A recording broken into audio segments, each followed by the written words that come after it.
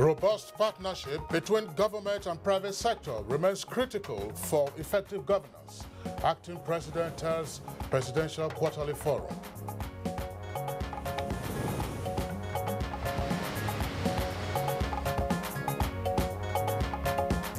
Italian Parliament commends President Buhari over release of more kidnapped Chibok girls as Northeast governors and National Assembly members pay thank you visits to State House. Chief Justice of the Federation advises Nigerian courts to upgrade their libraries as essential tools for justice administration.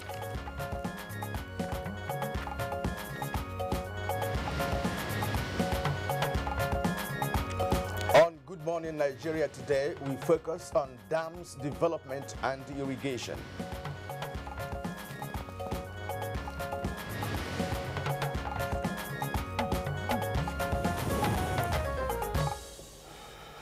All right, now agriculture and mining are among the key sectors the federal government is promoting in its bid to diversify the country's economy, create employment, and then generate wealth. And that is right, Kingsley, because agriculture in particular has been identified as not only capable of taking the country to the promised land, but also make her self-sufficient in food production, thereby boosting food security. Well, experts are quick to indicate, however, that using traditional farming practices and low investment in research for improved varieties as well as reliance on rain-fed agriculture will not turn Nigeria's dream to reality. That explains the efforts by all concerned MDAs to identify efforts towards changing the narratives. And one of the areas receiving much attention is the dry season or irrigation to facilitate all year-round farming.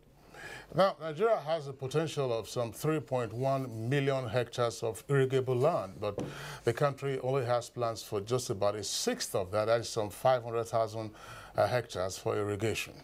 Yes, but Kingsley, but only 130,000 hectares have so far been developed for irrigation, out of which only 70,000 are actually irrigated. Now, at present, there are some 38 irrigation and 37 ongoing dam projects throughout the Federation. The Federal Ministry of Water Resources is nevertheless prioritizing 10 irrigation and 13 dam projects. Well, actually, about 72,000 hectares of additional irrigation areas are expected to be developed after the completion of the projects, which are at various stages of completion. Now, to achieve all of this, a National Irrigation Development Program from 2016 to 2030 has been conceived as a long-term strategy to be executed in 3 phases. And Phase 1 from 2016 to 2020 targets 100,000. Phase 2 from 2021 to 2025 targets 170,000, while Phase 3 between 2026 and 2030 targets 225,000 hectares to bring the total to 500,000 hectares of irrigation land across the country. All right, now, more than 1,500 hectares of irrigable land is also expected to be developed by the private sector and state governments within the period, that's to say from 2016 to 2030, as the proposed water law opens up the sector to all investors. And the fact that most of the dams in the country are more than 30 years old and have accumulated sediment and silt. This means that dredging needs to be carried out for optimal use. But many of the dams do not have irrigation canals downstream to enable farmers utilize the water resources for agricultural purposes. Now, this is also being addressed. All right, and all these need funds, as about 59 billion naira is said to be required annually to attain the 78,000 hectares of irrigable land planned between 2016 and 2019, and a total of 1.5 trillion naira to attain the 500,000 hectares by 2030. All right, now how can dams development impact on irrigation to facilitate all year-round farming and therefore be a boost to the nation's agricultural output as well as its food security? Now, how can the private sector also fit into the dam development and irrigation schemes already outlined in the initiative from 2016 to 2030? Now, when, obviously, are we going to start seeing results if all goes well? These are other questions we'll be seeking answers to as we focus on dams development and irrigation in the country. This is Good Morning Nigeria, and I'm Kingsley Osadolo, welcoming you to today's edition of the program, reaching you as always on the network service of Africa's largest television network, the Nigerian Television Authority. And I'm Kirian Umayo, thanking you for joining us on the program this morning, which also has a second topic, the French presidential election that saw the emergence of a 39-year-old outsider, he's called, Emmanuel Macron, who defeated seasoned politicians. And don't forget that in the course of the program, we shall also take our complementary segments, newspaper review, business, sports, foreign entertainment, news, and even the weather outlook for the rest of the day. For now, we will be joining Anne Jibono for the day's news. Good morning, Anne. Good morning, Kirian and Kingsley. And pleasure having you again on the news. Same here. Good morning and welcome to the news. Acting President Yemi Osinbajo says a robust partnership between government and the private sector remains the elixir for solving the ineffectiveness in governance. The acting president, who stated this at the 3rd Presidential Quarterly Forum in Abuja, says government would further demonstrate its commitment by making itself accessible for exchange of ideas. There is expertise within the private sector. Policymakers are here, and policymakers are supposed to be able to understand what exactly it is that we need to do to make that critical change. And I think that one of the critical things for us is how to ensure that we are getting all of what we need from the private sector players, especially those who have been very successful in developing policy and in implementing policy. Acting President Yemi Osinbajo also received a delegation of the people of the Northeast, led by some governors, members of the National Assembly, and other stakeholders who paid him a thank you visit over the release of 82 abducted Chibok girls.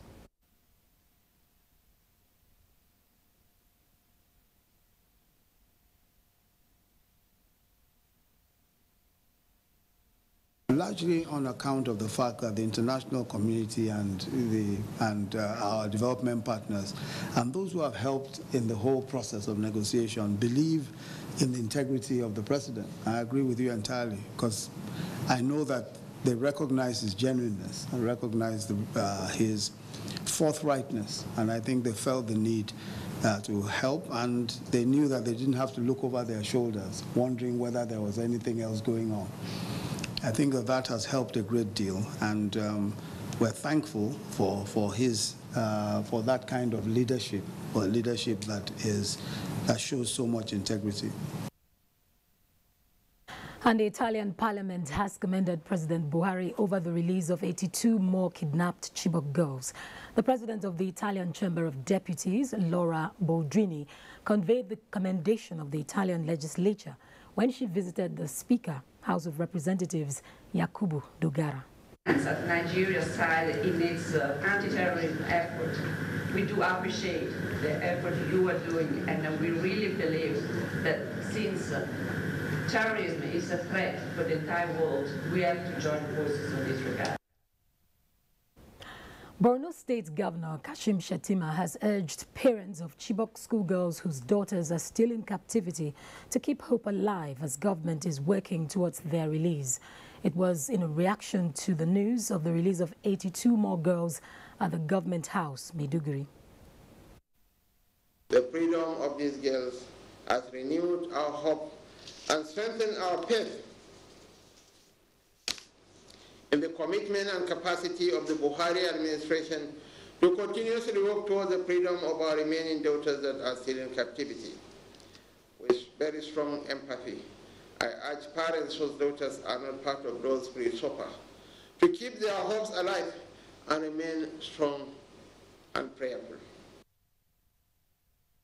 In the meantime, the Sheriff leadership of the People's Democratic Party has commended the Buhari administration and all those involved in the release of the 82 abducted Chibok girls. This was during a media briefing in Abuja. PDP welcomes it.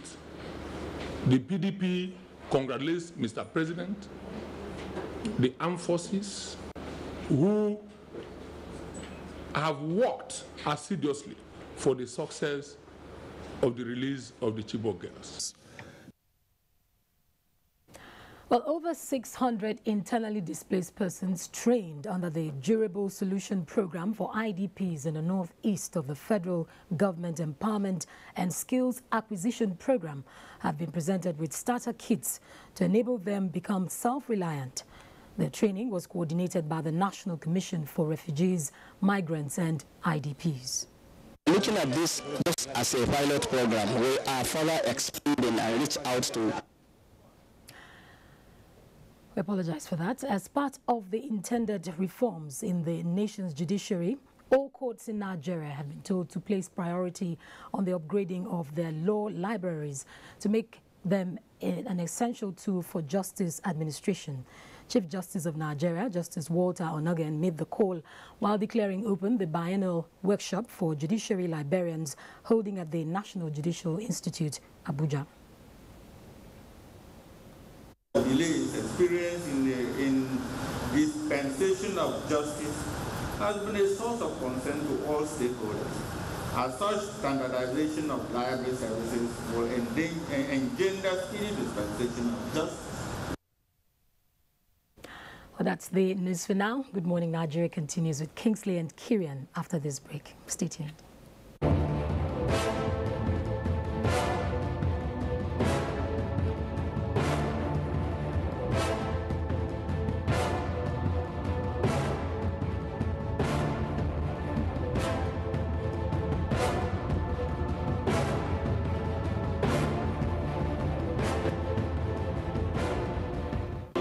If you hear a bomb explosion or gunshots of an active shooter, that might be a terror attack. At such times, always remember 3 action words: run, hide, report. Don't try to run towards the terror scene to save the situation, because there might be a second bomb blast or another attack. Run far away and take cover. Make sure you are safe first. Yes, it is in our nature to sympathize over the hurt, but remember, only trained personnel can help in such situations. When in a secured environment, promptly call relevant authorities and help will come. For anonymous reporting, call 09630-3250-5 or 0813-2222-106. If you see something, say something. Nigeria unite against terrorism. This message is brought to you by the Federal Ministry of Information and Culture. Stored water may look clean, but it has germs. Pour Dettol's 1 cup full daily in stored water, leaving you hygienically clean and germ-free after every bath. Be 100% sure. Cadbury Bournvita now comes in an attractive new 500-gram refill pack. Simply open and reseal after use to retain the chocolatey and creamy taste. Cadbury Bournvita. Prepare to win. So what's up, sweetheart? You really look like you're up to something. I have a secret. Okay. I'll be going to Europe next week. Seriously? Yeah. Like you have your visa, your passport, your plane ticket? No, not that way. Some men are helping us. We pay them, they take us through the desert, and then we cross the sea into Europe. The desert, the sea. Isn't that the route where many have died? Yes, it is indeed a very dangerous journey. In 2016 alone, 4,900 people died while crossing the Mediterranean Sea to enter Europe. Many were Nigerians. For the very few who survived the journey, they are forced into prostitution or other crimes just to survive. Eventually, they will be arrested and deported to Nigeria. Don't be a victim. Don't go this way. This is a public service announcement brought to you by NTA.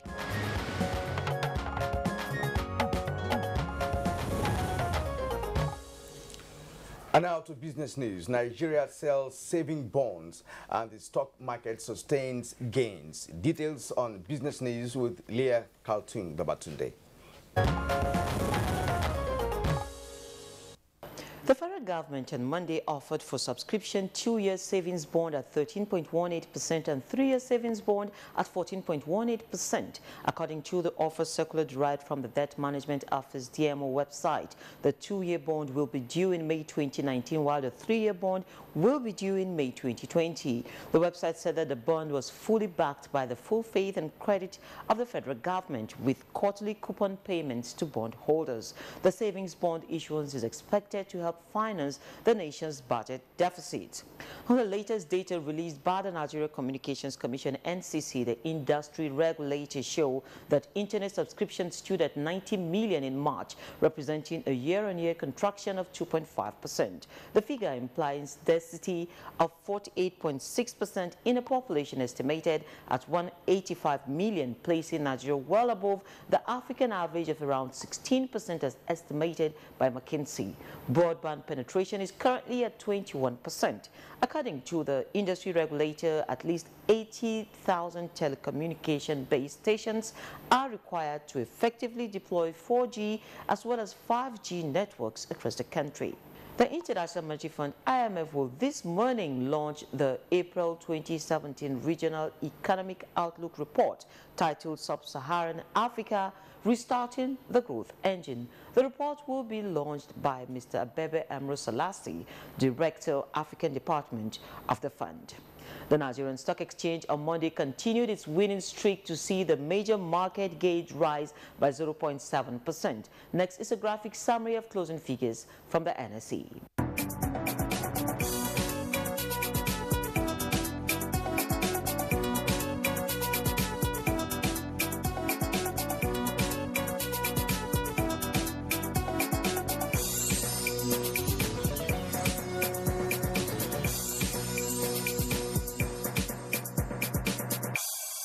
Now, finally, oil rose on Monday, reversing earlier losses after sources said OPEC and its partners were considering extending their existing supply deal possibly into next year, which helped offset the bearish impact of more increases in U.S. crude output. The Brent crude was up 34 cents at $49.44 a barrel at 14:10 GMT, having recovered from a session low. Industry sources and sources in OPEC said the group and its non-OPEC partners were considering an extension to the current deal, which comprises an output cut of 1.8 million barrels per day for 9 months or more. The effects of the Organization of the Petroleum Exporting Countries to reduce global oil inventories have been undermined by a surge in U.S. drilling, which has knocked more than 10% off the price of oil in the last month. OPEC meets on May 25 when it is expected to discuss prolonging the cuts to the end of 2017, although analysts say a further extension may not be enough. And that is business news for this hour. Thank you for watching. My name is Leah Kaltung Babatunde. All right, thank you very much, dear Leah Kaltung Babatunde, for the business news on Good Morning Nigeria. Next for us now, we'll go over to the newsstand to take a look at the front pages of some of today's newspapers.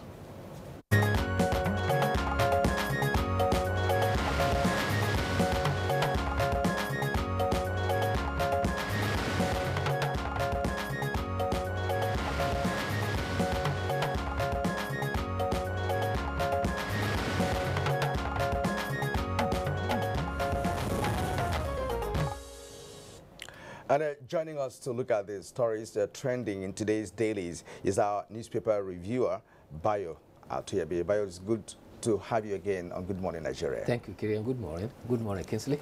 Good morning, Nigeria. All right, Bayo, pleasure to have you. Of course, the front pages, we have stories on matters arising from the release of the 82 Chibok girls, as well as the president's latest medical vacation. Let's begin our review by taking a look at the front page of This Day newspaper. This Day newspaper has as its lead story, Buhari expresses confidence his absence won't affect governance. Buhari expresses confidence his absence won't affect governance. It also has a rider, President is fit to seek re-election in 2019, says 8. Now, above that headline, which is the lead story, we have one which is immediately below the nameplate. Herdsmen unleash fresh attack on Benue community, scores killed. Details of that story can be found on page 10. And further above the nameplate of this day, there are two other headlines. Federal government, that's the kicker, DISCOs, that's electricity distribution companies, don't have exclusivity over distribution areas. DISCOs don't have exclusivity over distribution areas and says it can invoke its rights as shareholder and then also blacklists ANED. You can find the story in greater detail on the front page of this day with a jump to page 8. Now, also there on the front page of this day newspaper is a story on the Chibok girls. That's the kicker. McCarthy's PDP comes under fire for criticizing prisoner swap. And Ojuogbo, that's one of the chieftains of the other faction. Jonathan first initiated prisoner exchange, but it was scuttled. And another writer, BBOG, Bring Back Our Girls, and community concern over secrecy surrounding girls. And the photograph on the front page of this day shows an Italian team that came visiting yesterday. They were at the National Assembly, by the way. Kieran. All right. Now, the New Telegraph of the above the name tag, just as we had on this day, federal government berates DISCOs over performance misleading tendencies. So the rider, structures close to transmission lines will be demolished. That's by the Minister of Power, Works and Housing, Babatunde Fashola. And then the lead news on New Telegraph this morning is a powerful forces scuttled Jonathan's swap bid, says the PDP. That's, of course, the lead news item there. Now, with the rider, Sheriff McCarthy disagree on swap arrangement. Federal government PDP never wanted schoolgirls return. And there is a picture story there where some policemen were just pushing their vehicle there. And below that, we have herdsmen kill 20 farmers in Benue State. Can to federal government check menace to avoid war. That's on page 8, and that of McCarthy is on page 2. And then there is very important one here, just at the bottom of the front page of New Telegraph, which says cotton bud dangerous to children's ears. And there is a study carried out on that, and that story is on page 10. And then just above the lead story, where we have the picture of the vice president. Government can pay 56,000 new minimum wage. That's on page 36. And then Anambra Pool, close to that, on the right side, Anambra Pool, APC will sack Obiano by 2019, says Okorocha. And DPO kills fashion designer at birthday party.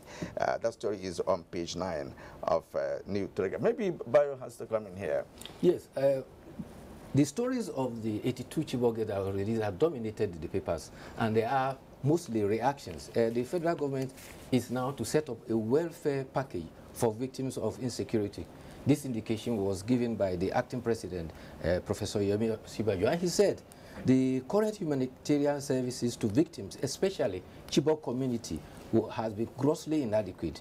He was speaking while receiving the Borno State elders led by Governor Kashim Shettima, who had come to thank the presidency for their role in rescuing the 82 Chibok girls. He says in negotiations for intervention by Swiss government and other international bodies was basically due to the goodwill attributed to President Muhammadu Buhari's integrity and transparency. Vanguard reports that what was done was a direct swap of Chibok girls with no less than 5 commanders of Boko Haram. Apart from the Chibok girls, there are also other Nigerian women still trapped and must also be rescued. On conditions about the swap commanders, Mr. Femi Adesina, spokesperson for Mr. President, says there's no cause for alarm. He says the Northeast is securely under the control of security agencies. He said, furthermore, fresh talks are also underway to end the suicide missions that are to ensure that the Northeast is seriously safe. The senior special advisor to the president, Femi Adesina, also says that Professor Yemi Osinbajo who met with President Muhammadu Buhari before he traveled, and therefore he may have submitted the report of the three-man committee that was investigating the suspension, the issue that led to the suspension of the Secretary to the Government of the Federation, as well as the Director General of Nigeria Intelligence Agency. There have been reactions about the receipt of Chibok girls. An arm of the People's Democratic Party, National Working Committee, in the statement by Dayo Adeyeye, says the exchange of innocent girls for hardened criminals was a grave error.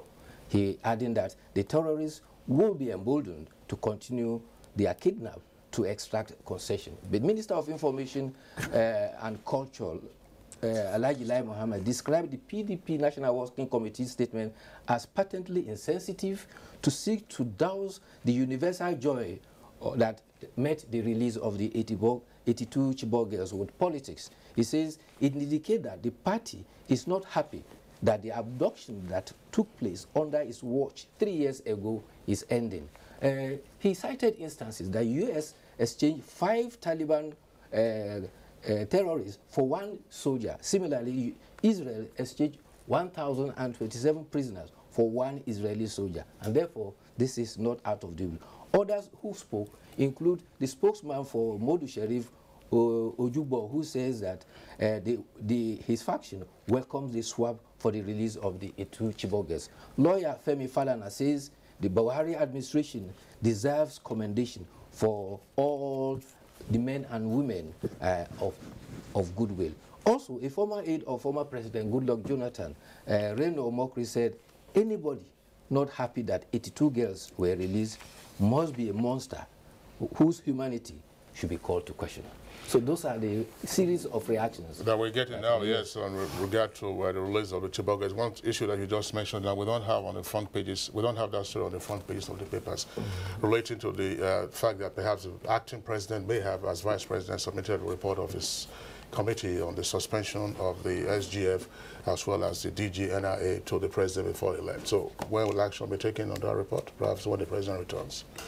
All right, let's take a look at the front page of the Punch newspaper now, which is next for us. Punch is next for us. We see the headlines there, a variety of them. The lead story, of course, relates to the abduction of the Chibok girls. Some abducted Chibok girls refused to be freed, and that's according to the negotiator. Of course, you have that. By the way, yesterday we had the senior special assistant to the president who was on this program and indicated that there were at least 83 of the Chibok girls who were on the cards, you know, for the prisoner swap, but one of them declined. Yes. This report now is indicating that there were others. Now, power firms, managers award inflated contracts. You know, that's you have that headline. That's a bit tiny for me to immediately pick. If we have a zoom of it, then I probably will be able to take a look at that.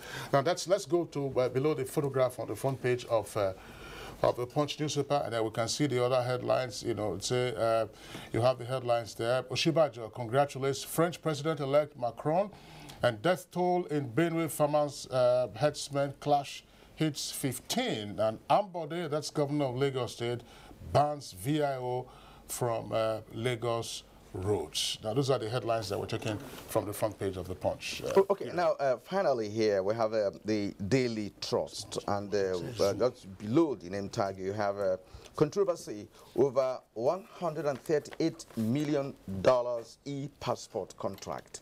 The full story is on page 10.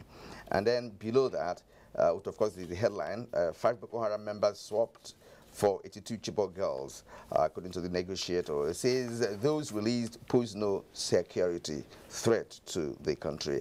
And now you could see, if you move up a little, you'll see a photo story there where some Nigerian brilliant students are having different certificates presented to them. These are students who actually performed creditably in various international competitions between 2016 and 2017. That's a photograph taken yesterday in Abuja with the Minister of Education, Malam Adamu. All right, and now below that photograph, you have 18 arrested over Kaduna unrest on page 4. That's where we get the full story of that. And then on the right side, we have court refuses to unfreeze Patience Jonathan's account.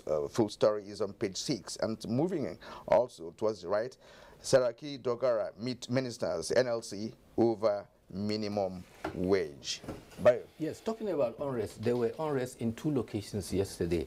One was Kabala West in Kaduna, the other was in Obiapo, where a chief was allegedly killed. However, the police have swapped on the 2 situations and they have brought them under control. That of Kabala was alleged to be youths who actually are under influence of various drugs that have held the society into to ransom. The Operation Yaki has stemmed all the activities and calm has been restored.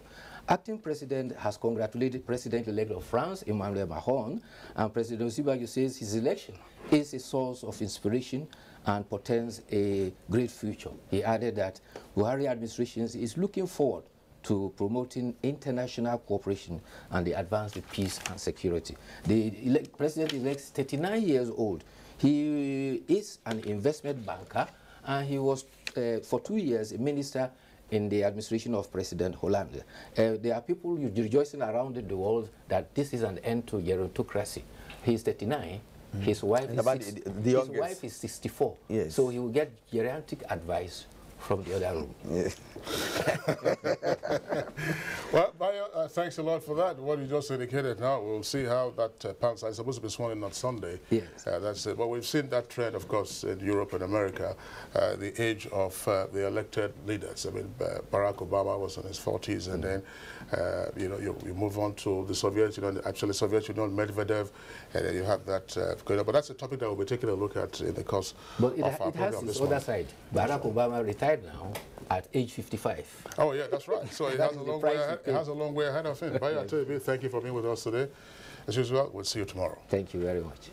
All right, it's Good Morning Nigeria, live on the network service of the NTA. We'll take a short break now. When we return, of course, we continue the program with our discussion segments.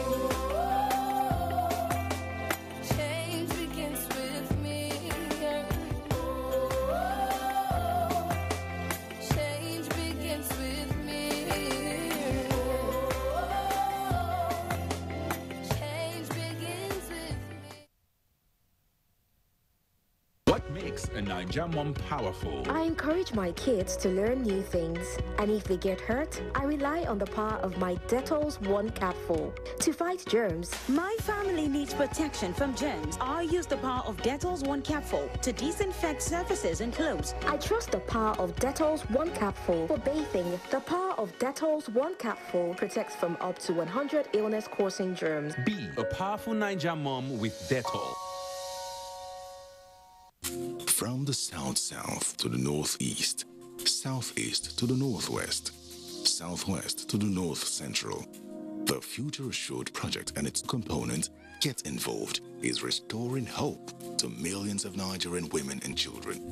We are actually doing a lot under Future Assured, the program of Her Excellency Mrs. Aisha Muhammadu Buhari.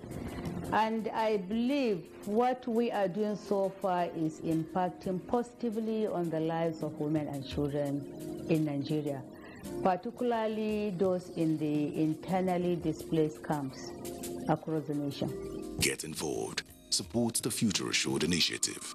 Email programs at futureassured.org.ng. Future Assured, promoting and protecting the lives of Nigerian women and children.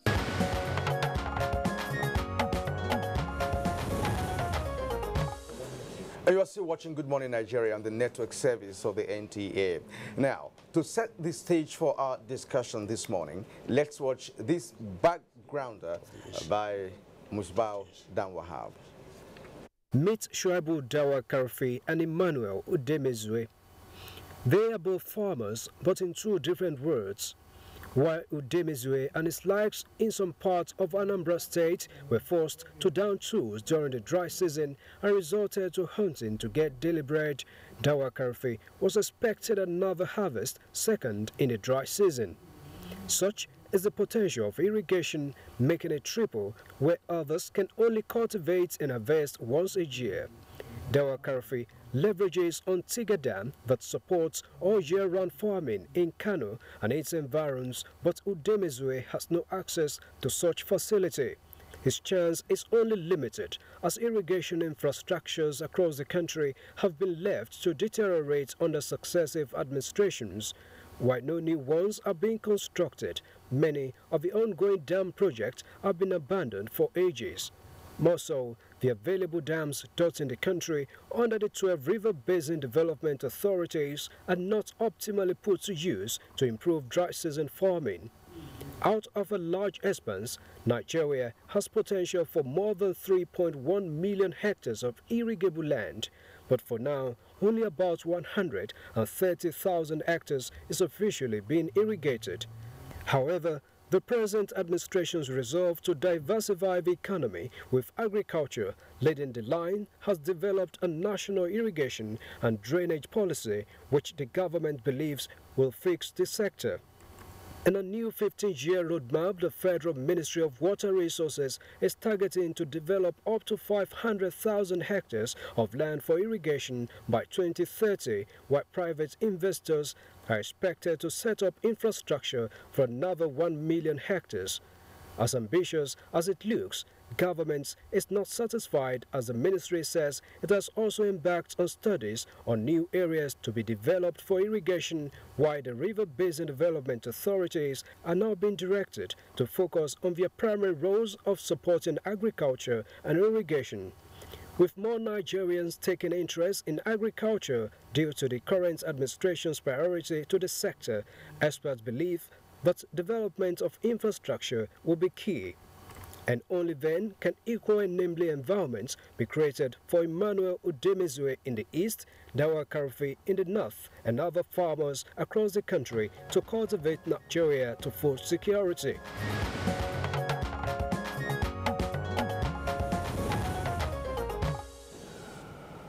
All right, thank you very much there, Musbao Danwahab, for that background report. Now we have three guests with us in the Abuja studios to discuss this issue in further detail. First, at this time, we'd like to welcome once again to Good Morning Nigeria, Malam Suleiman Adamo, Honorable Minister of Water Resources. Honorable Minister, pleasure to have you join us again today. Good morning.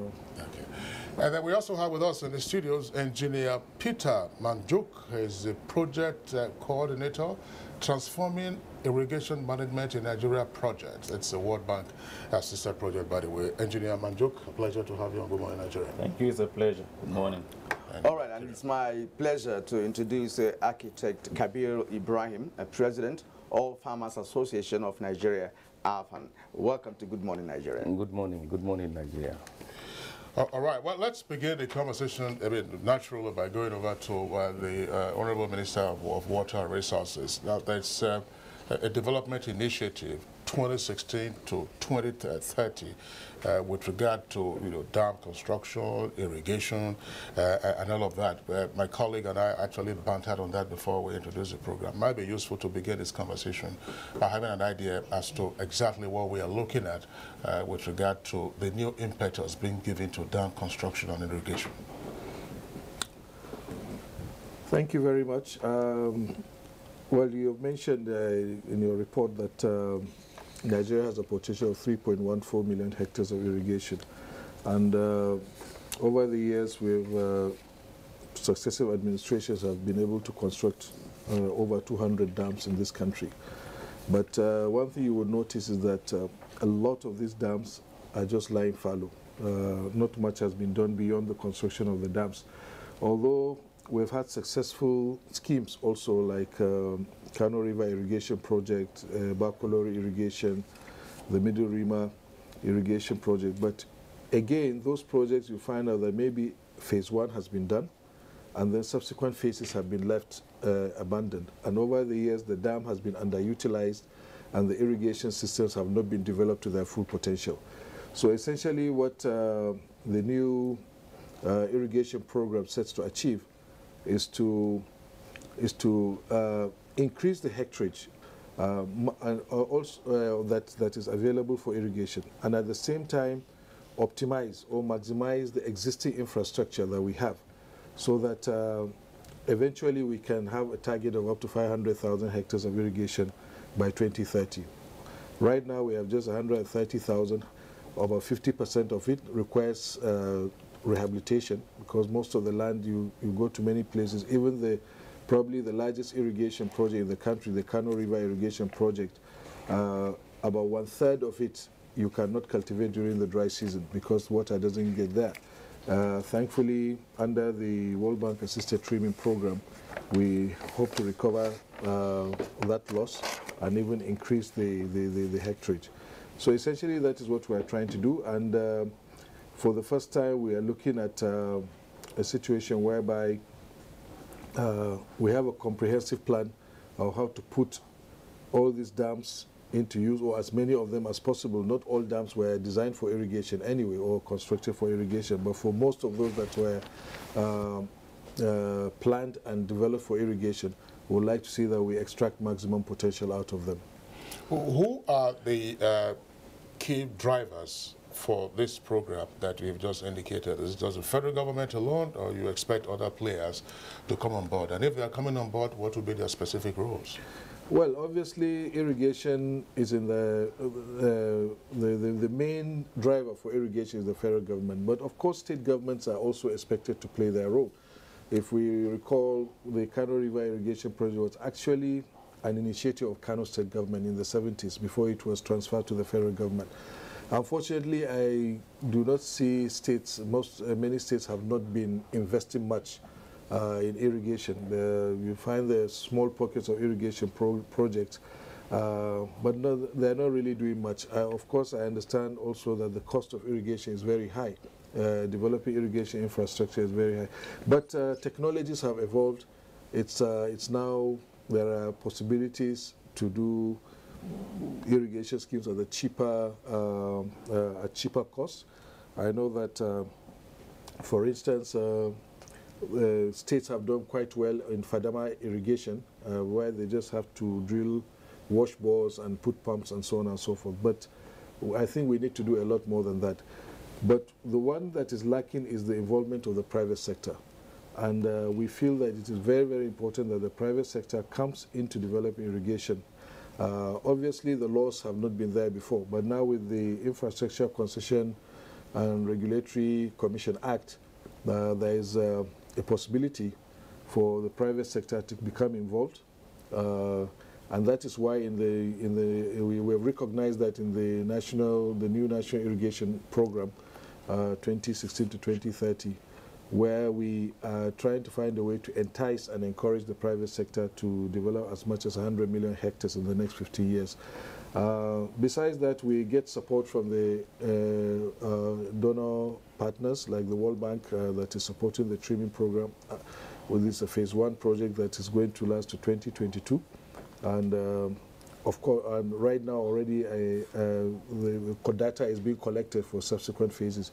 So essentially that is it. But I would love to see a situation where, while the federal government is doing its bit, and it has done quite a lot in the last few decades, that state governments also increase their own investment in irrigation, and then also would like to see the private sector come on board.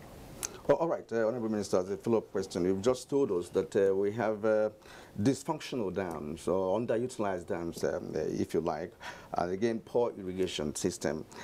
Now, what are the specifics now with respect to bringing back those dams, or rather completing the construction of those dams or making them functional again? And considering the areas, well, the food basket of the nation, which dams are in your roadmap, you know, for reconstruction or rehabilitation of what have you? Well, every dam that was originally conceived for irrigation is a potential dam to be developed, but of course we have to work within the limits of our own resources. Bakolori, for instance, quite a large area has not been put to use. But like I said, we have a $495 million loan from the World Bank, and we are putting it back to Bakolori, Dadinkowa, the Tiga Dam that is supporting the Kano River irrigation project, the Hadija Valley project, which is also being fed from Tiga Dam, and of course the Middle Rima also in Sokoto State, being irrigated from Goronyo Dam, which is also one of the largest dams that we have.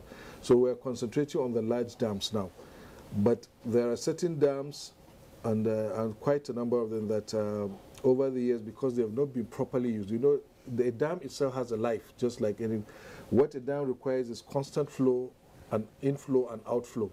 But when a dam is shut down for years, you know, it begins to silt up. You know, all the sediments that are coming during the rainy season, they continue to silt up, and this affects the storage, the capacity of the dam. And essentially, when it affects the storage, it affects the water that is available for irrigation in the long run. So that has been a problem. Certain dams, we have no choice. We have to do away with, because in any case, dam has a lifespan, 40, 50 years, and then there is a certain level of siltation that there is nothing anybody can do, because even if you spend a lot of money to desilt, you're still going to come back to the same problem after a couple of years because of environmental degradation, deforestation, you know, soil erosion, and so on and so forth. So there are quite a number of issues affecting dams. But do we have an indication of any or some of the dams which will be decommissioned on account of either old age or excessive siltation? Well, we have not reached that point. Even if a dam is there's excessive siltation, there are ways you can use it. You can do aquaculture depending on the depth. You can, you know, and another thing also is that you can look at, based on the availability of the water, whether you can change the cropping pattern. For instance, if you are using a dam for sugarcane, which takes a lot of water, or rice, you can use it maybe for, I mean, you can now use it to irrigate vegetables, or you can go to drip irrigation, where you spend less water, what we call smart irrigation these days. So there are so many ways. I don't think the issue is that before you get to decommission, I think there are still a number of things you can do. Honorable Minister, thank you very much again. We'll bring you back into the conversation subsequently. But let's invite now Engineer Peter Manjoki, so it's the project coordinator, Transforming Irrigation Management in Nigeria project. That's a World Bank assisted project. Honorable Minister has talked about trimming and also talked about the role of the World Bank in this particular regard. What does trimming involve, and what is the role of your project with regard to the new program outlined by the Minister with respect to dam development and irrigation in particular? Thank you very much. Trimming is transforming irrigation management in Nigeria. It's a project of government supported by the World Bank, and it has a robust, holistic plan to transform irrigation practice in Nigeria, set us on the right path, because the situation is that we can do things better than we've been doing. And it looks holistically at the entire system, not just the infrastructure, but the human aspect, how to bring in the farmers to take their proper roles, accept their position, and see irrigated agriculture as a serious business that they can be fully committed to and involved. Train, mobilize, support them in so many areas over the years, because the trimming realized that huge investments have been made, both in dams and in irrigation over the years, but have not been sustained efficiently and sustainably. So if we are going to have a practice that will last, that will be efficient and will be sustainable, we must look at it holistically. We must put the right infrastructure and have the right institutional arrangements that can manage, that is, operate and maintain this infrastructure in a sustainable and efficient manner. So Trimin is working on all fronts, looking at the dams that were built for the purpose of irrigation and rehabilitating them, looking at the irrigation infrastructure that has been put in place and rehabilitating them, looking at where there are possibilities for expansion and expanding them, and training the farmers to take their proper roles, organize them into proper organizations that can take responsibility and look less at government or depend less on government for maintaining the system. As much as possible, the tertiary end or the field level should be wholly managed and operated by farmers. What is the duration of the World Bank project, and what is the extent of your involvement so far? The duration of the World Bank project is like the Honorable Minister has said, it's like a pilot scheme. It's to last for 7 years, ending in April 2022. We are close to 3 years now. We've been so much involved with studies, different kinds of studies, because these are engineering projects. You have to carry out all the necessary studies before you start actual physical construction or implementation. But alongside the studies, the training of the farmers, the organization of the farmers, mobilization, sensitization, capacity building are going concurrently. So we hope in the next 4 years we would have succeeded with the first phase, and we can look on ways to expand or to replicate in other places. Now, what's your assessment of what we've done so far within the 3 years?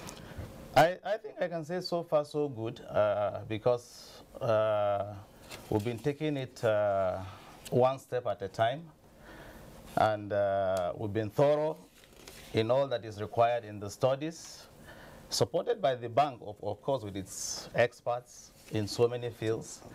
We are in good shape, and we're making tremendous progress, positive progress, preparing something that will be sound and something that can stand, something that will not collapse after 2-3 years.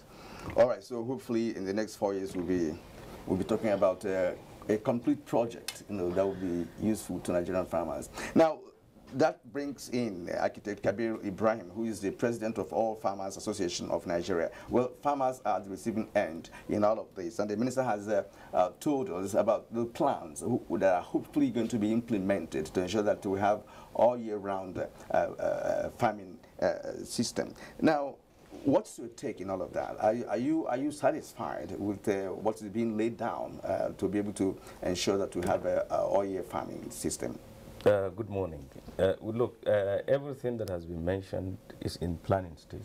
We anticipate that there will be success, and we're hopeful that these things will work. I would like to say that if the farmers get really involved in all of these things, even from planning stage, it will be better for the Nigerian farmers. They are not involved? Not really. But, some form of involvement exists, but this will definitely be something that will not be very, very loud. But we hope that with the current agriculture promotion policy, the whole gamut of what needs to be done in agriculture will bring us all together. Like the work that the World Bank is doing, it's something that we are hopeful will benefit the farmers and Nigeria as a whole. Therefore, it is prudent for the World Bank to involve the farmers in all that they do, because at the end of it all, the farmers will drive the whole thing, and people interested in this will take it over, so that there will be less government, less involvement of World Bank or anybody. We, the farmers, will do it. And even what they are doing in the dams in the Federal Ministry of Water Resources will be better done by the farmers, because we will want to look at agriculture as a business. We want to invest as a private sector in those things. The government will not be there all the time pumping money in all these projects over time. Over 30 years, government has been putting money there. Things become silted. We sometimes talk of dredging and all that. These are not permanent solutions. But when we use these facilities, we will be able to maintain them every part of the way, and they will be very effective. Exactly what do you mean by involving the farmers? Apparently you are discussing two things now. Involvement by way of policy enunciation and involvement as business persons. That would involve some privatization, I believe. The thing to look at is, if anybody is planning anything for you and you are not really involved in what the whole thing entails, you have to now be told what is happening. But when you are right there, every part of the way, you appreciate what is happening. You see the problems, you know how to get around it, and results will be seen.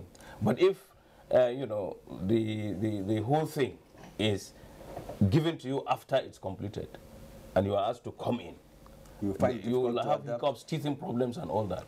Now, Engineer Peter Manjuk did talk about proper organization of the farmers. Are you properly organized, especially when we talk about rural farmers? Well, look, AFAN is all over the country. In every state, every local government, we have our chapters and we have leaderships, and so we are organized to this extent. But this aspect is we are talking about irrigation farming.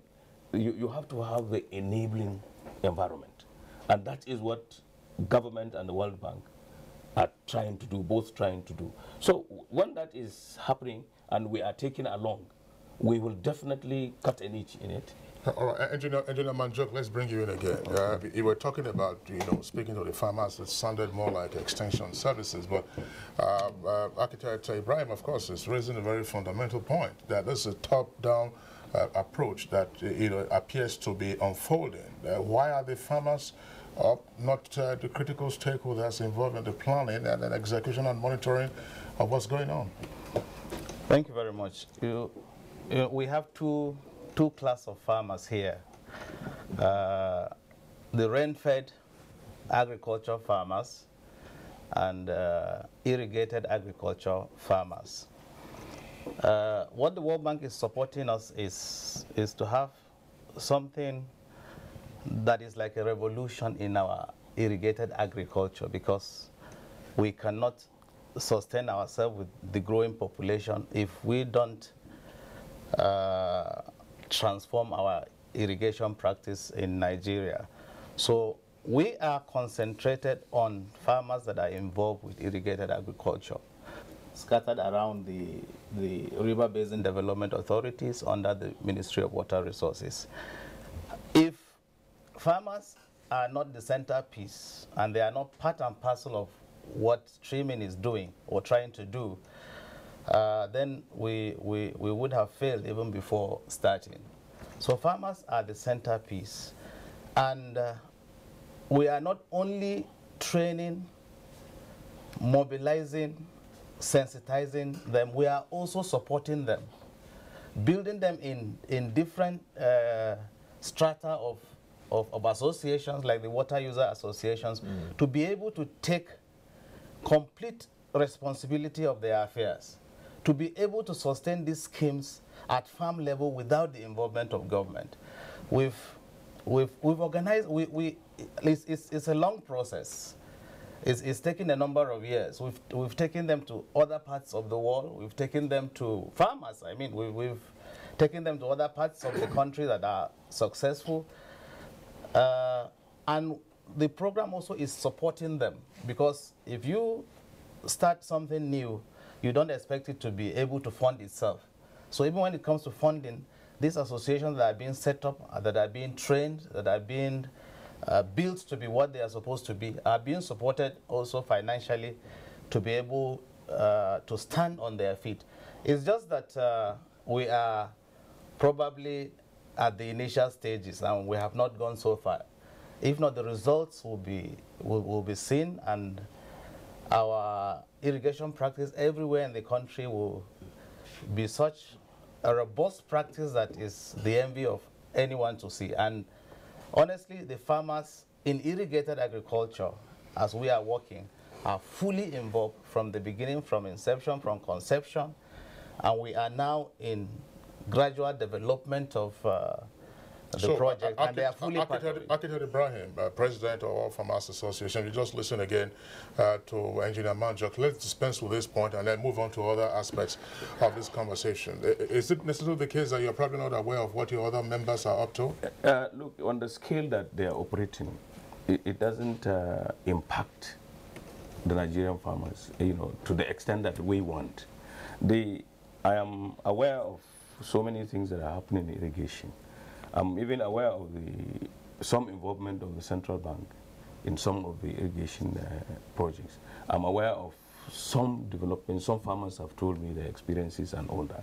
What I am saying is that he has alluded to the fact that this thing is just starting and it is new. Therefore, it will take time to reach everywhere. Look, on our own, we do irrigation farming. But what Nigeria envisages in the new agriculture development plan is that Nigeria should have an all-year-round farming or agriculture. We should be able not to wait until the rains come to do this on a global scale. And this is why I'm saying that the farmers have to be involved. Because, look, you are telling me that some aspects of farming will be done by irrigation. Some people will have to wait until the rains fall. So I want a situation where irrigation has its own effect on the total or the global farmer, Nigerian farmers. And then the rainy season farming is a bonus to them. Because this is what happens. Take other places in the world. Take France. They do a lot of farming irrigation. Some of them even sink boreholes on their farms and use sprinklers, and they do this. We have water bodies. The minister just told us that we have about 130 hectares of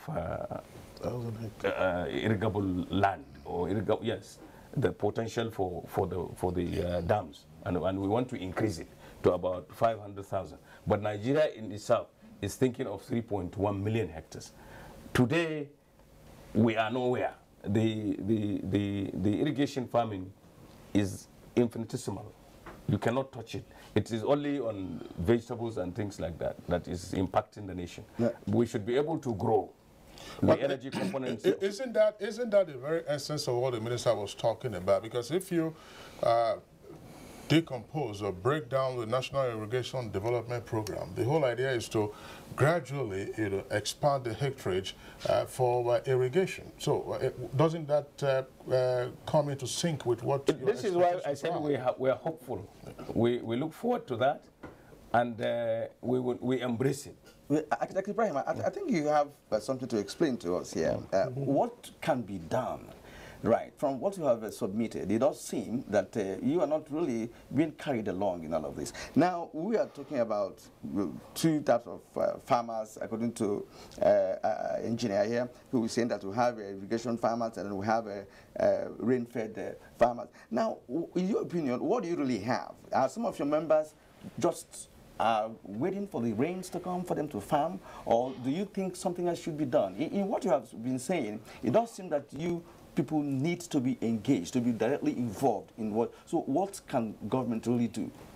You see, when you say expand the irrigable land or the potential for irrigation in Nigeria, you want to take the people who depend on rain-fed agriculture to appreciate and know the bonuses that they can get from irrigation.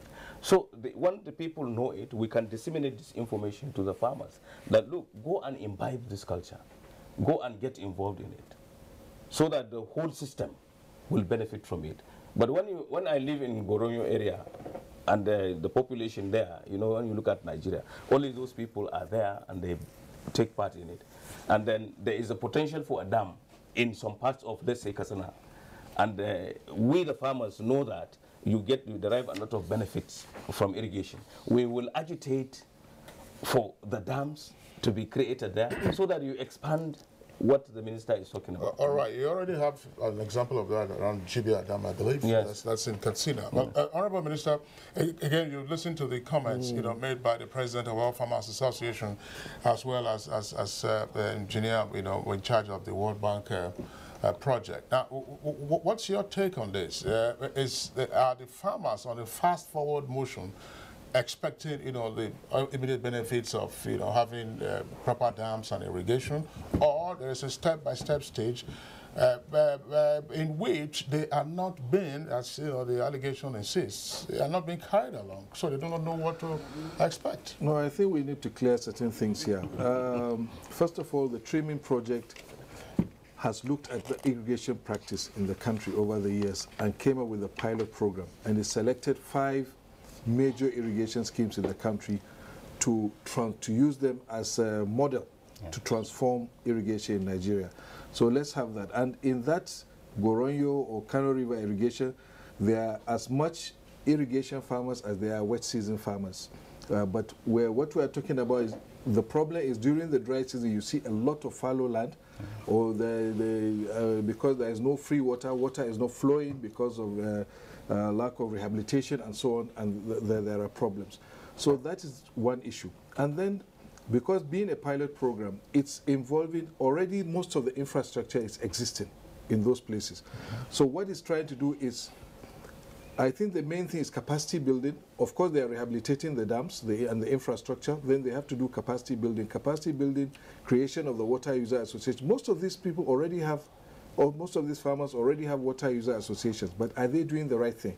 So trimming is changing their thinking, their focus. It's helping them to introduce new techniques of fertilizer application and so on. It's going through the entire value chain, and that's what Peter was trying to say, that in a few years' time, when we have this and we're able to replicate it elsewhere, we're going to have a revolution in irrigation. Coming to Architect Kabir's comments, yes, I think irrigation practice is very important for everybody to embrace irrigation, but most people are doing that. I've traveled in the last, around September, October, I traveled across the country on some of our projects, and everywhere when you see Fadama swamps, people are planting, where there's been residual moisture after the rainy season, people are planting, but it's not, that's what we call informal irrigation. So people are also doing that, but they need inputs, they need modern techniques, they need support. So many years ago, there have been so many funds from the world, so much funds from the World Bank, International Fund for Agricultural Development to develop Fadama irrigation. That is when we began to see these wash bores and so on coming up with petrol pumps and so on. So a lot has been going on. But I think the kind of support that the chairman of the All Farmers Association is talking about, I think state governments need to come in. That is where state governments need to come, because they are closer to the people, they are closer to the farmers. So there has to be a complementary effort. We are dealing with a major infrastructure, but there are pockets of irrigation potential everywhere in this country. And it's not, the federal government cannot have all the reach to those places. I'm just wondering, Engineer Manjok, in your outreach, in the course of your trimming project, are state governments involved through their ministries of agriculture? Yes, because when we're talking about the stakeholders, the Ministry of Agriculture and Ministry of Water Resources in the states are involved and carried along. And the whole essence is to be able to maximize the potential that is there in the irrigated agriculture, because it can double or triple the rain-fed agriculture alone. So stakeholders, as much as possible that are identified, are being carried along, so that, because the target is different institutions, different bodies should be able to appreciate what their roles are and do them well.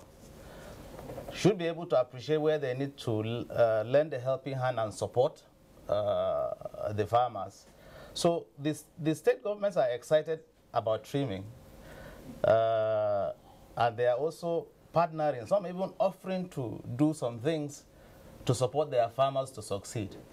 So stakeholders generally are being carried along and are part of what we're doing.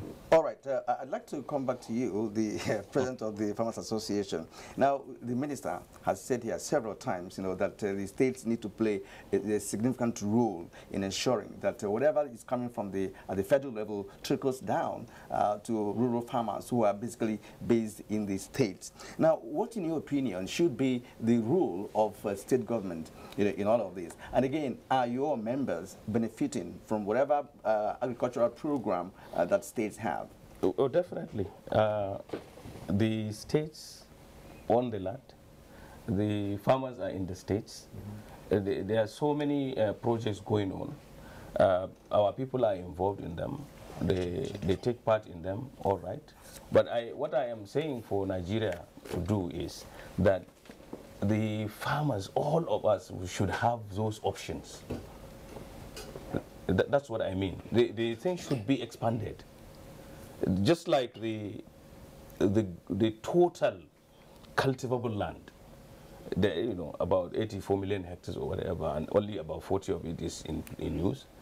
The minister said 130,000 hectares are now what we have. We envisage about 500,000 hectares. Nigeria thinks about 3.1 million should be available.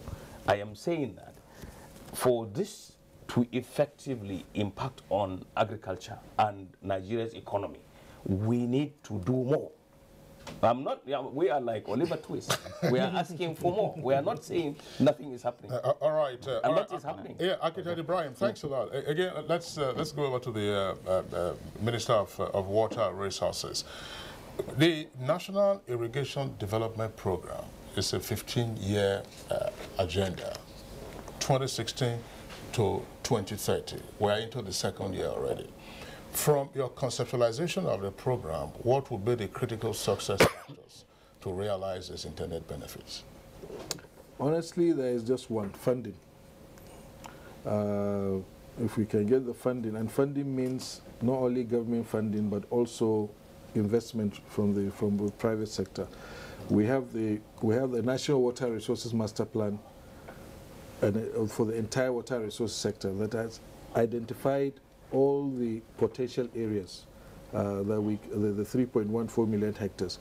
And I can tell you right now, we're even in our budgets from 2016, where we already have designs or we have ongoing projects or abandoned projects, we're resuscitating them to put in as many hectares, as much hectares as we can. That is one. And we're doing studies and design to open up new areas. The idea is when we do this study and design, at least we have more sufficient information that we can provide to the private sector to come and invest. For instance, between the Niger and Benue basins, out of these 3.14 million hectares, 1.8 million hectares is actually there. There is abundant water, there is abundant virgin land. So we're doing the studies, the detailed studies, and then we can now present to potential investors while we're working on that. Roughly, in what areas do you expect the private sector to invest? Well, is it in infrastructure? Is it in canal expansion? Is it in everything. Irrigation now, there are certain areas that you don't need to build a dam to do irrigation. You can actually pump water direct to sprinkler irrigation and continue. So these are the kind of things that we envisage. We are not asking them to come and build dams, because that is a huge. I think that will always be, for a long time, to be within the purview of government. Oh, okay, still staying with you, Honorable Minister, you talked about the private sector. How would the private sector recoup its money if it tries to invest in dams? How do they recoup it? That's one. Two, with all this, are you considering international best practice? I was privileged to be at the World Water Week in Stockholm, Sweden in 2014. And what I learned from that is that most of the time, what works elsewhere does not work here. So are you drawing any inference from such world conferences on water to see what you can do better? Well, your first question, I just mentioned before that I don't envisage that the private sector will come and build large dams. I think that will still, for a long time, can be something that only government can do for them to be profitable. But like I said, there are so many techniques of irrigation that they can come in. And there are areas where we already have the dams. The land is there lying fallow, which they can take up. And I can tell you that in the last few months, we have allocated over 20,000 hectares to commercial farmers. And everyday applications are coming in. People want to come. We'll give them the water, they'll pay for the water, and then they can use the undeveloped land. They want to clear it and maybe put some canals and work. People are ready to do it. They know it's, and these are long-term leases that we're giving people. It's no longer a situation where we are going to be renting out land for 1 year renewable. We'll give you for 25 years. But of course, we want to check every 5 years. We want to be assessing what you are doing every 5 years, because some people collect land and they become from the river basins or from government, and they become landlords on their own. They don't do the cultivation. They end up leasing out the land to others. So that is being taken care of. Now about technology. Right now in the ministry, I've tried to create, because we keep getting bombarded with all sorts of technology, so we've created units within the ministry to assess current technologies and of course to see whether they will adapt to our situation. I don't subscribe to the idea that you see technology everywhere and you bring it to your own country. I don't subscribe to that. You need to make sure that it is adaptable and it is workable. But then there are also technologies that will really work. But I think essentially what we need to do is just to have a change of attitude and have a new focus. At the end of the day, it all depends on the individual, not the machine. So that's what matters. Well, it's another point to also ask you to clarify is as follows. You were talking about leases now being given to, granted, as it were, to applicants, private sector persons up to about 20 hectares you've just indicated. In this irrigation development program, what is the role of the river basin development authorities? Oh, there's so much for them to do. After all, to start with, they're the custodians of the infrastructure. Most of the federal government irrigation infrastructure, 100% of it is in the hands of the river basins. So what we have done, number one, because they have derailed over the years from their main function of managing and expanding these schemes. For first thing we've done is to inject new management into the river basins, and we have professionals everywhere. They're either engineers or water resources management experts or agri experts who really know what they have a clear focus on what a river basin development authority should be. So that is number one. Number two, over the years their budgetary system has been distorted.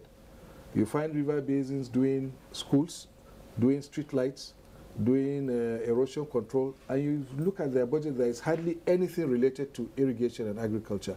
That we are trying to stop now. From 2017, most of the budgetary heads of the river basins are entirely related to agriculture. So that has been done.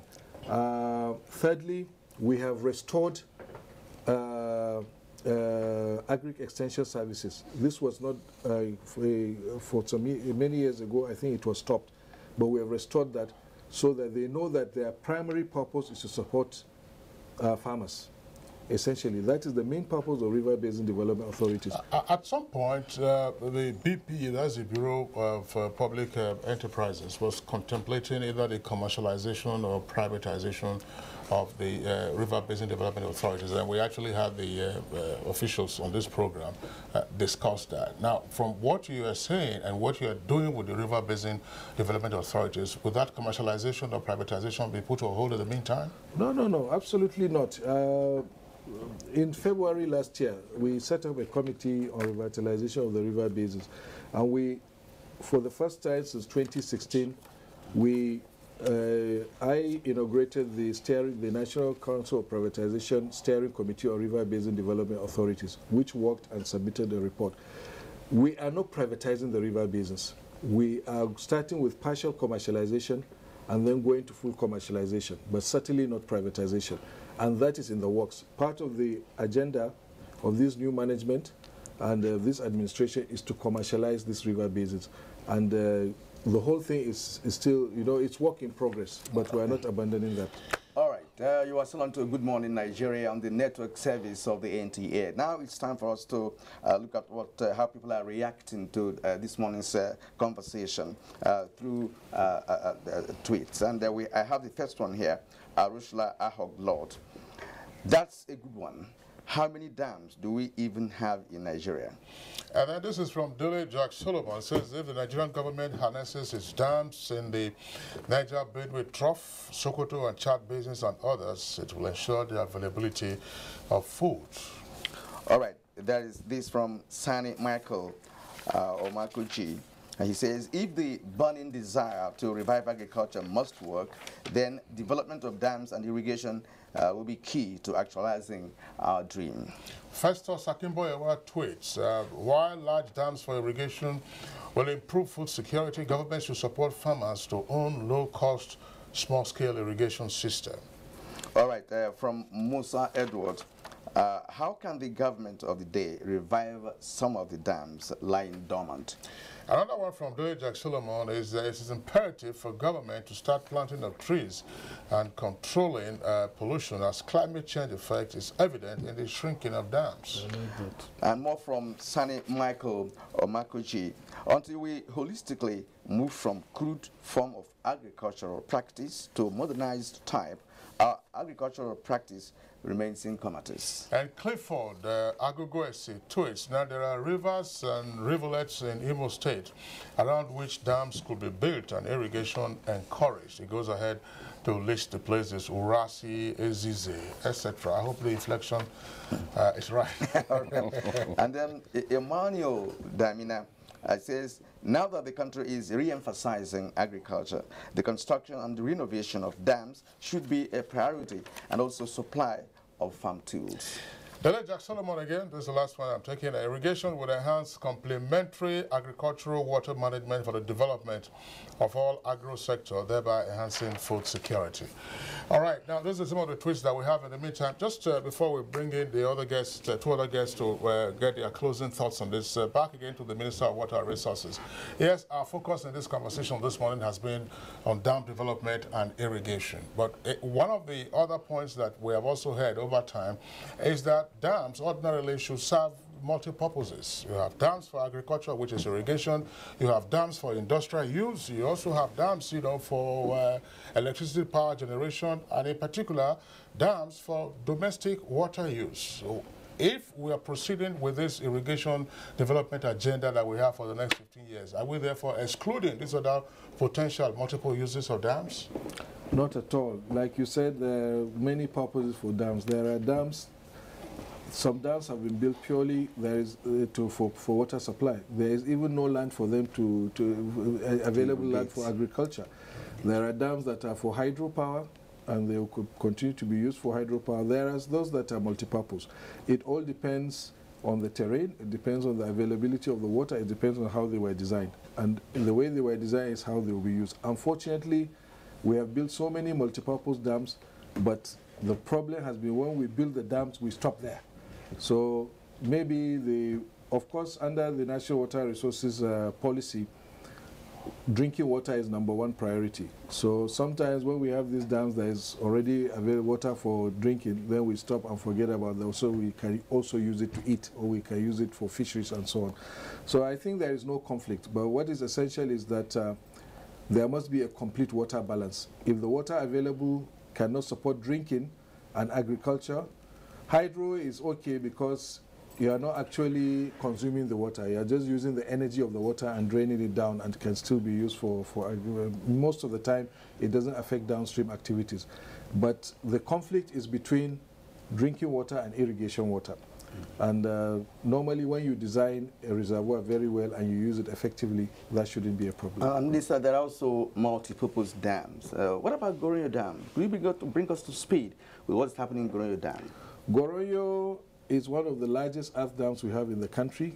It has the potential to support thousands of hectares of irrigation.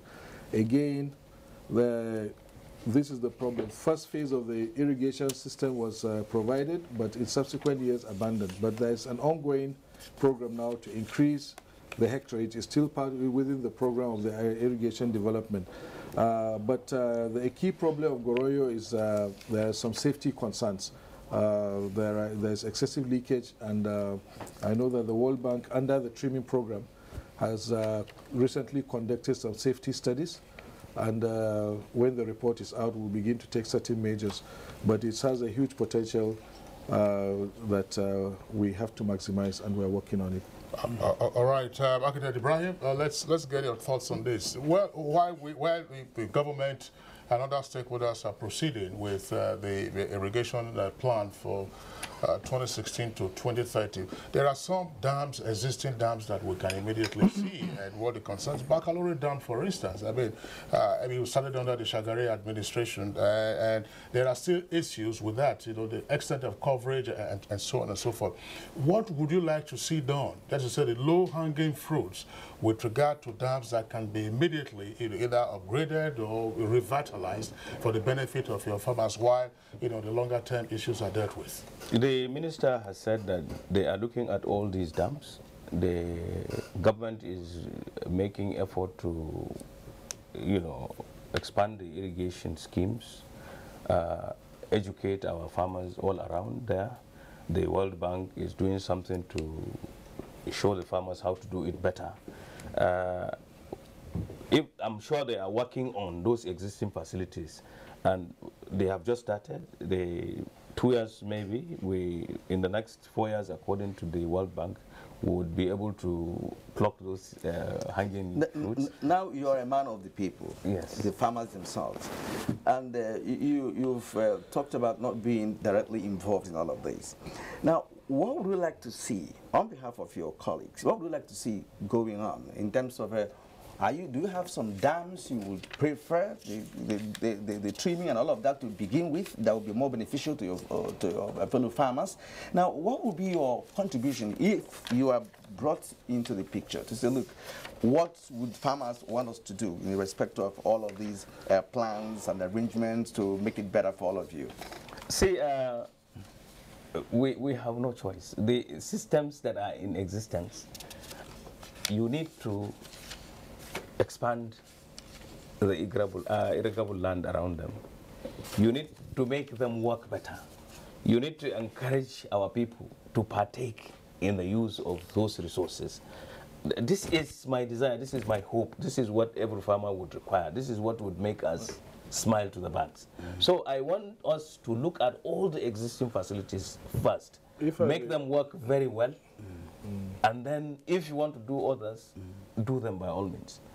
If I may give you some comfort, all what we are doing now, we've already, the Federal Ministry of Water Resources and the National Irrigation and Drainage Policy have already incorporated all those issues that trimming is set to achieve.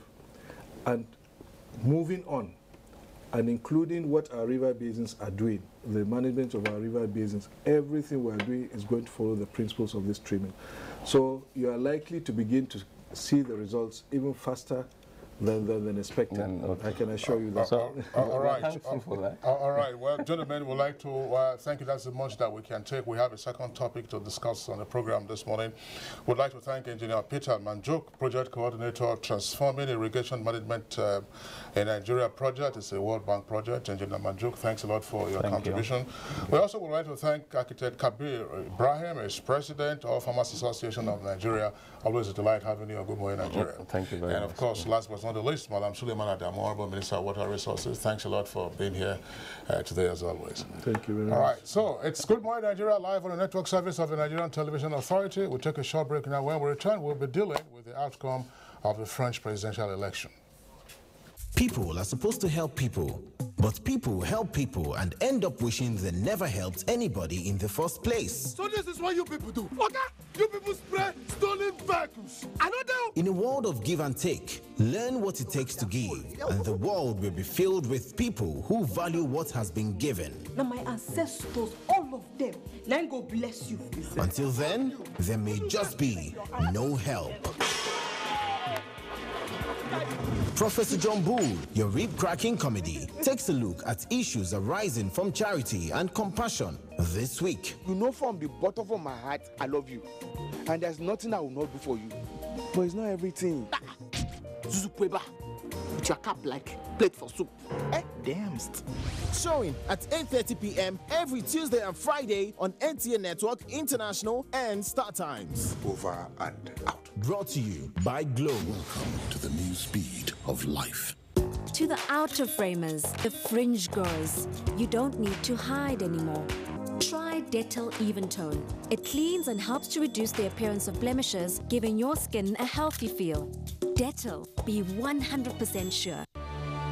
Admission forms for the 2017-2018 academic session of NTA Television College JAWS into its diploma programs are now on sale. The diploma programs are in film and TV production, broadcast journalism, and TV engineering technology. Applicants are required to have at least 5 credits, including English language and mathematics at SSC, NECO, or GCO levels in not more than 1 sitting. Application forms can be obtained from the TV College Refi JAWS or at any NTA zonal centers nationwide on payment of a no-refundable fee of 7,500 naira in bank draft in favor of NTA Television College. Completed application forms should be returned to the Office of the Academic Secretary, NTA Television College, or the Center of Purchase on or before 28th of July 2017. For further inquiries, please call 0806 980 9807 0703 660 7155. NTA Television College, training you to be the best you can be.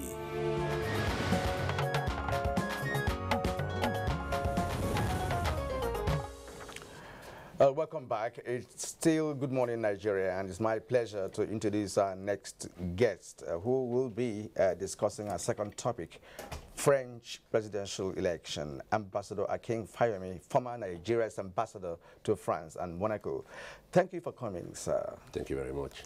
You are the right person to be here this morning. Islam, I'm sure you believe me. We have a 39-year-old, the youngest president of France, and of course a rookie politician. He has always been called, who came from nowhere, and people never believed in him. And I remember in the walk, to the stage where he, spoke to, French people. He had a long walk, which has been interpreted as, well, man alone, coming from nowhere and getting there. You understand the politics of France. Could you tell us what actually, happened? Well, thank you very much. It actually was something of a shocker to even the French themselves. It's either been the socialists or the Republicans, Then this man came up about a year ago and said, look, I want to be in the center. I want to invite the French people, not left, not right. As long as you are French, let's march together. That's why he named this movement On March, which means on the move. As you know very well, he was briefly Minister of Economy under President Hollande. But I think he read the writing on the wall quite fast. I give him that a year ago, and he decided to resign, which is very unheard of, being a minister and then you resign without being sacked. So I think he had that vision that the French people actually need something different from either you are the left or you are the right. And he actually got it right. I must give him that. All right. Well, Ambassador Fayomi, there's something else, because we also had it on the program sometime last year following the election of Donald Trump as president of the U.S. There were concerns about the likely domino effect. We had elections coming up in the Netherlands. We have just the French elections and then the German elections, and everyone thought that, okay, perhaps there might be a move now, towards the far right. Marine Le Pen, of course, represents that tendency. We also didn't see that in the Netherlands. The French have made their own statement. What does this tell us in terms of the European politics and European attitude towards themselves, towards the U.S., and then, of course, towards the EU? I think what I will say is that the Europeans themselves are not as predictable as one would have thought. From all indications, from all the polls that we had, you know, we thought there would be a Frexit, you know, which based on the Brexit one, you know, and even exit. We thought Netherlands will also go far right and try to break from the EU. But all the leaders of the European Union, they heaved a sigh of relief, you know, that it didn't work that way, which is a plus for Europe. And it shows you that the Europeans themselves, they vacillate, and sometimes they're on the right, sometimes on the left, and it just, a visionary will just come up and say, look, let's change this dialogue, let's change this narrative, for God's sake. We've been at it for quite a while, and people bought into it. Now talking about EU, Macron is known to be EU supporter, although he said EU has to be transformed or something, you know, before he could give it all his backing. And still the walking in question. There was this Beethoven made the song for Europe that was played. Does it mean that this young man believes in EU, the way he took it up? I think he won his election mostly based on his pro-EU approach. He played to the older generation who won't want to leave the EU like Britain did. We are going through Brexit now. We know how difficult. I think if the British could have their referendum all over again, they won't leave. So yeah, that was a lesson for virtually every other country, and he played on that. And at the same time, he went pro-EU, but he put a proviso that when he gets there, there will be some reform, particularly the Eurozone. You know, the French love their French francs, and even being in Euro, it's a problem for them. So he was saying, we are going to have to look at that again. We are even going to have an Eurozone minister, specifically. That shows you that it's not totally going to be involved with the EU at the expense of France. He still wants to do some reform. Well, it's not yet Uhuru, as some analysts are saying. You have the parliamentary elections coming up next month, and Macron, we might say, is something of a loner. You have the leftists and you have the rightists, you know, in Parliament. What might this mean for his capacity to govern, depending on the outcome of the presidential of the parliamentary elections next month? Yes, that's a poster for him himself. He's trying to fill all the 275 seats or so with his own party members. He's never, like you said, like we all know, they don't have any seat in parliament. Even Ms. Le Pen has only 2 seats, so it doesn't stop you from being president. Now that he's president, he wants to fill as many candidates as possible into those seats. Definitely, you can't expect an unknown party to win, not even a majority, not even close to it. So we are not expecting any Uhuru, like you said, it's not yet time. But I think he's going to work on a coalition. Okay. That is becoming the in thing generally. You need to work with some parties. He's already saying he's going to work with 1 or 2 other parties that are leaning towards his own policies. Okay. And then they form. Now, in his speech, you know, he talked about eradication of a divisive France and uniting the nation. How would he achieve this? That might be a bit easy for him now that Ms. Le Pen is totally out of the picture. What he meant by divisive is because Ms. Le Pen was anti-EU, anti-immigration, and all that, whereas he is on the other side. He's now trying to play to the gallery, trying to assure particular immigrants that France is not as terrible as it would have been if Ms. Le Pen.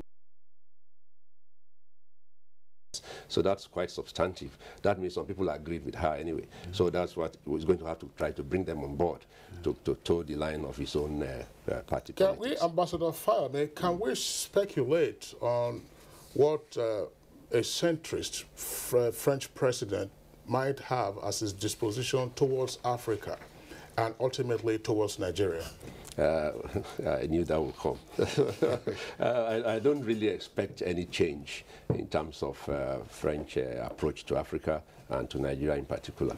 It's going to be a government of stability and continuity. The French have too much at stake to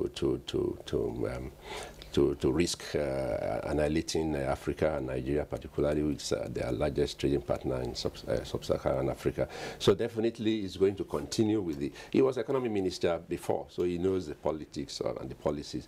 He has also said that he's going to look at the bases, the French bases in Africa, in terms of the war against terrorism. that is going to improve upon them. That's his wish, which is good for us. I mean, we need that partnership with France, so that's not going to change. In fact, it's going to be a bit more, the impetus will increase a bit with him coming. And then being a younger man, and he knows that he has France at stake in terms of terrorism and all that, so he's going to take a bit of a harder line in terms of the fight against terrorism, which is not bad for us at all. In terms of business, nothing is going to change with our relations with France. Now we're talking about France's relations with other nations. As part of his campaign, Macron also made an open call for American technocrats, who feels aggrieved with the Trump administration to come to France. Do you see this affecting France's relationship with America? I won't really say so. You can see how crafty Mr. Trump is. He openly backed Ms. Le Pen, but immediately this election result came out, he reached out to because himself being a businessman is used to. So you see, he's going to try to make amends as quickly as possible, and I don't really see anything ruffling the relationship between France and USA. Well, there's something that I would like us, I would like you to speak on. That's namely the issues that are relevant in the campaign. I'm asking this question against the background of what we already know about the president-elect of France, 39 years old. His wife is 64, and the wife, of course, was his teacher. You would expect in the U.S., for instance, that would be a major election issue, but it appeared not to have been so in France. How do the French play their politics? I know that Paris, of course, is the city of love, so everything that is lovely, is it? Yeah, it is. Yeah, the French are, how do we say it, even in French, they are blasé. That means they are like live and let live. They have this laissez-faire approach to everything. They don't interfere with anybody. Your life is your life, and they live good life in France. So they don't really see it as an issue. It did not come up at all in the campaign, apart from Ms. Le Pen, who made a bit of a reference to it during their debate. He was trying to make fun of him that she's not going to fall for his antics like his teacher, something like that. And the people who are not really very, they didn't find it easy. Yeah, because they thought, what's your business with that? That's their life. If you are comfortable, you are comfortable. Just give us what we want in terms of good leadership, good governance. Now that Macron is president-elect, what, in your opinion, should actually be paramount for him to achieve as a leader of the sixth world economy? He has a lot of things on his hands, actually. His plate is quite full. The French economy is not as good as it used to be, more than 11% unemployment. He has to do something about that. Labor issues are there for him to also tackle. The French, they are one of the few people that work very few hours in a week, 35 hours. He wanted to increase that, but like I said, the French love life, so they don't want to. So he has mellowed down that whoever wants to go beyond 35 hours could do so, but he will not make part of that your social security contributions. He also wants to improve the borders. You can see the terrorism that has taken place in France in the past few months. Every day, either in Nice or Paris, there's always somebody being killed, one bomb going off. So he's going to tighten border immigration matters. He's also going to increase the police. And then also, as a major superpower, so to say, in Europe particularly, he has to reach out more to his European counterparts, that is UK and Germany particularly, which is the powerhouse of the EU. Well, in terms of Franco-Nigerian relations, are there matters that are outstanding that the Nigerian government ought to pick up at the early with the incoming president? I won't say that it's a particular issue outstanding, but as you know, every administration must have some sort of matters that they want to look into, maybe part of his campaign promise. But unfortunately, you see, as usual, Africa did not even crop up in their campaign, so that was why I said there's going to be continuity, so to say. We have this issue of terrorism, and that has always been there even before this administration, since President Jonathan's administration, President Buhari's own, when we were there in Paris also. This was part of our major concern, was the terrorism of Boko Haram and Al-Shabaab, which is in our sub-Saharan Africa here. And France has been in the forefront. You know how they came into Cote d'Ivoire also with President Gbagbo and all that. So all that is not going to stop. Those are issues that are continuous in terms of good governance. Trade also is continuous. We need to improve on what we have. We used to have 8 billion euros or so with France. It needs to be improved. That means it has to give the environment a conducive one for trade to thrive between the two countries, Nigeria and France. We're seeing, I mean, it's been fairly frequent now in European elections, particularly in the bigger country. We've seen that now in France. We also saw it sometime in the past in the UK. I mean, Tony Blair at some point and David Cameron. They were younger persons, you know, when they came into office, and this is a record now, sub 40. What is this likely to mean, you know, for elsewhere on the continental Europe or maybe even in the United Kingdom? Is this likely to trigger another clamor for, say, hey, look, we want younger persons as our leader? Yes, but like you yourself said just now, the British have always had younger leaders. It's always been a fad. You know, apart from Mrs. May, who just came in now, you know, so it's nothing new to them. The French, yes, that's why it made a record.